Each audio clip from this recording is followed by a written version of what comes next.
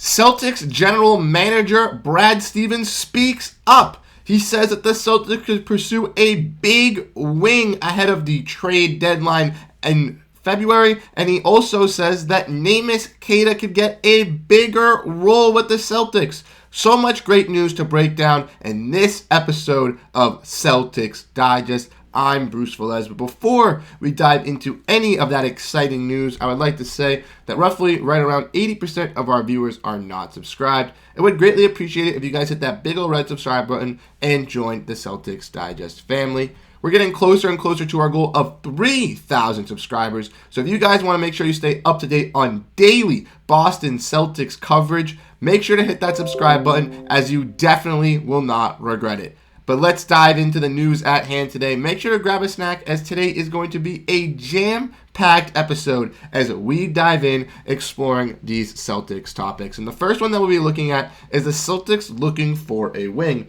And like I mentioned in the intro, Brad Stevens vocalized today that the Celtics could be looking to make trade additions. And we've broken down plenty of videos on Celtics Digest going over possible reports of the Celtics going after some certain guys. But here we have a little bit of a better evaluation. We have a tweet here from Jay King, who said that Brad Stevens said a couple of times today that the Celtics are limited with trade resources. He did mention that they will be looking for another big wing, but said that it could come from within as well, which is some big time news here for the Boston Celtics. As much as we've seen with trade rumors, it's been a lot of people pursuing players that the Celtics should go after. Like we broke down in our last video, some trade possibilities that the Celtics could be rumored with. But this kind of shows that the Celtics are eyeing some pieces and could be using either that Grant Williams TPE they have, some combined a little bit of contracts, or even bringing some guys up from the G League if they do use some of those combined contracts to help out with this team. Personally, from this tweet, what I can understand from it is the Celtics will be looking to bring in a veteran type wing that can either help score off the bench and help out with a little bit of defense. Now, a lot of people on Twitter and a lot of people in our comment section have been raving that the Boston Celtics go and pursue Saddiq Bey with the Grant Williams traded player exception, and I don't think that is a bad idea. Saddiq is averaging roughly right around 13 points per game with 6.6 total rebounds and 1.3 assists. 44% shooting from the field, 34% from three, and 79% from the free throw. Yes, his corner three has been down a little bit this season, and he has been shooting the ball at a big clip on the Atlanta Hawks just because he is licensed to shoot on that team. But they do have a plethora of wings. They got AJ Griffin, who has been out with personal reasons, but he's there. Saddiq Bey. They got DeAndre Hunter, who recently just got hurt. And they also have Jaylen Johnson, their emerging rising star. So the Atlanta Hawks have a bunch and a plethora of wings where they could look to move off Saddiq Bey for what they got him for. A couple of second-round picks and a nice traded player exception, and that could help out this team in the future. I also think that the Boston Celtics could bring some guys within, like this article mentions, like a guy like Jordan Walsh possibly.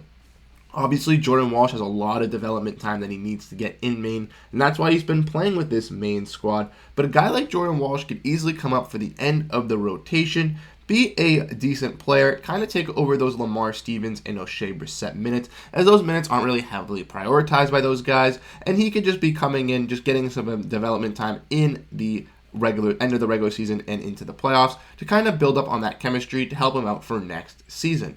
I could also see the Boston Celtics going into a deal where they trade a bunch of guys like maybe Luke Kornet or Dalano Banton, maybe Sima Hailuk, combine some of those contracts together to kind of go after a guy, and then they could also bring up guys like Jordan Walsh or a guy like JD Davison up from the G League to kind of replace those type of guys.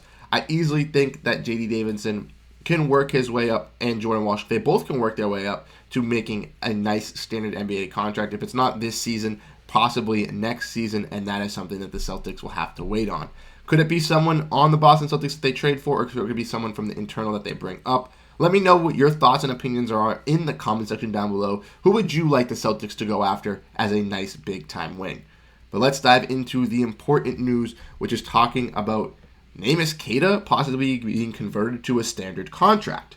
And this is some very exciting news here, as Celtics Digest has been big supporters of Neemias Queta. He's kind of emerged and made us kind of a staple on this channel, and it's very successful and very exciting to see. We are very happy of what Neemias Queta has already been able to do with his Boston Celtics team. We mentioned multiple times how he could possibly be the backup center if he works around his defense, limits the fouling a little bit, and can work on finishing at the rim a little bit better. And Brad Stevens has also noticed that as well, alongside with Celtics Digest. If we want to look at another quote here from Jay King coming out with the big quotes today for this Celtics Digest video. But he said that Brad Stevens said Neemias Queta good season has been obviously noted. When asked about the chance that Queta could be converted to a standard contract, he also said that it's a possibility. Also said, though, that it's a flexible to enter the trade deadline with an open roster spot, so don't expect anything over the next month there. Personally, though, even though Brad is saying don't expect anything, I could see it easily happening. We had seen with Luke Kornet going down with an injury, Neemias Queta could step up and be a valiant backup big man for the Boston Celtics on that West Coast trip in California. He posted 2 double-doubles for the Boston Celtics and was an effective rim protector, was being a great versatile threat. Like I said, needs to finish a little bit around the rim a bit better, and I think needs to work on his foul game a little bit better on his defensive side. But besides that, he is looking like he could be a great project piece for the Celtics to build up and have as a long-term backup center, and I think he would greatly appreciate that. If we want to look at Neemias Queta's stats through the season, you can see he's averaging around 5.3 points, 5.3 total rebounds, and 0.6 assists on 57% shooting from the field and 75% from the free throw in only 12 games. And that is almost half of his career, as he's only realistically played in 32 games.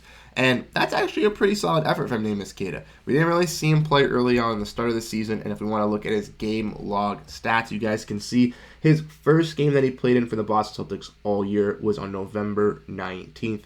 So a couple weeks into the season, and he had some sporadic starts there. But once we get into the month of December is where he starts to shine. From December 15th to December 31st, he basically played in every single game for the Boston Celtics. The only game he hadn't played in was the Oklahoma City Thunder game, and he had some solid performances, as you can see. The 2 double-doubles, the 10-10 versus Golden State, and the 14-12 versus the Los Angeles Clippers, but also some other solid outings on the rebounding side. 8 rebounds, 4 rebounds, 3 rebounds, 2 rebounds, helping out the Boston Celtics, getting some blocks as well, and just being an overall effective backup center for this team. Like I mentioned, there are some problems with Neemias Queta, but those problems can easily be fixed, and I think it would be really great to see him converted into a standard contract. Like we mentioned, since he is on that 2-way deal, he can only play 50 games for the Boston Celtics, so we'll be getting closer and closer to see how many games Neemias Queta can suit up for before he has to get converted if they want to keep him on this roster. Personally, what I think the Celtics will do is they will enter this trade deadline and buyout market with a spot open. But once all those holes get filled, if there is a spot where it is still resiliable to keep that open and to sign Neemias Queta, I think it will be reasonable and will get done. I really like the signing of Neemias Queta for the Boston Celtics as a 2-way guy, and I think he can be an effective piece for this team in the future. But I want to know your guys' thoughts and comments. Do you guys think that the Celtics should convert Neemias Queta to a standardized contract at the end of the season, or do you think they should keep him on this 2-way deal, have him not play in the playoffs, and bring him back for next year? I love your guys' thoughts and opinions. Thank you guys so much for tuning into this episode of Celtics Digest. If you guys are still at this point in the video and aren't subscribed, what are you guys doing? Make sure to hit that subscribe button and join the family. We definitely know you enjoy the content. I'm Bruce Veliz. Thank you guys so much for tuning in this episode, and I'll catch you guys in the next one. Peace out.